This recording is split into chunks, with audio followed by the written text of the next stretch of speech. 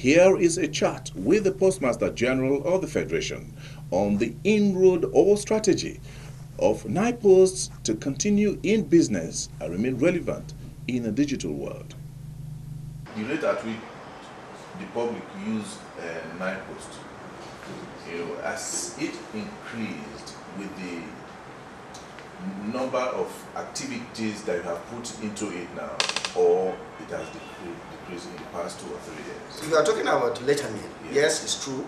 Even at the letter mail, which type of letter mail are we talking about? Because even at the letter mail, we have different types of letter mails. We have the financial. We also have the personal. Those type of letter mails, they are on the decrease for very obvious reasons, because of the SMS and what have you, the emails and so on. But for the financial services, they are on the increase. Because you are having more people getting aware and buying shares and so on and so forth. There are also the official letter mails between government to government, between business to business. So those ones are really on the increase. The ones that are on the decrease are the personal mails. Okay. So what is the national addressing and what are the challenges? Well, at the moment, I wouldn't say that there are any other challenges. But I want to say that we are yet to start the implementation. Maybe when we start the implementation. But what is it about?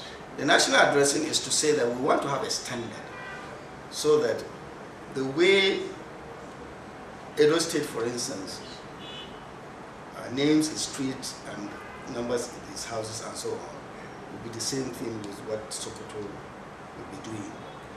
What Lagos is doing should be the same thing with what Osun and River States and so on are doing. And this is what we have been talking about.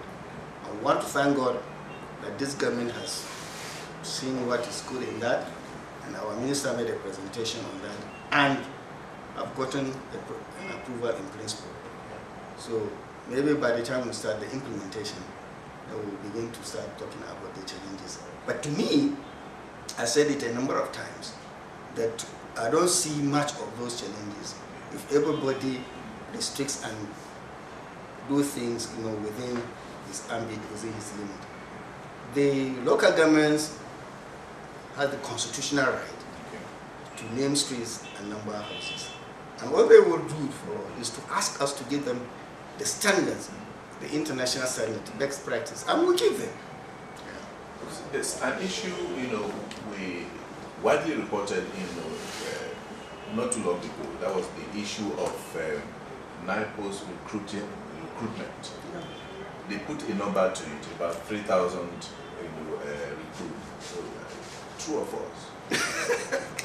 Thank you very much. I'm very happy with this question because quite a number of people called me, and I said I didn't mention this figure offhand. It is in the text of my speech. Yes.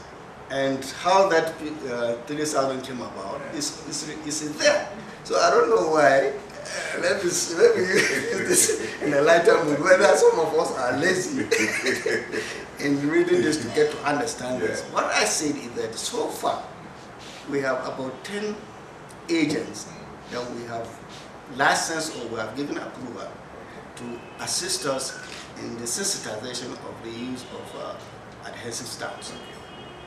And I said so far, within them they were able to recruit about 3,000 graduates. It is not that what we are expecting is to have a number of 3,000, or we are looking at recruiting 3,000. No, I'm saying so far that is what they have done, and they are capable of doing more than that. By the time the implementation gets in a very full, blown out in our satisfactory manner, of which it is supposed to be done, I'm telling you that this figure will double or even 10 times the number.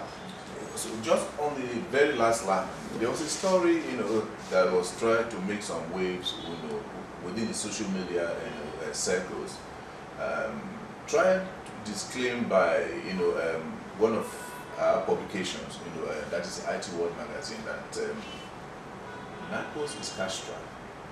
True or false?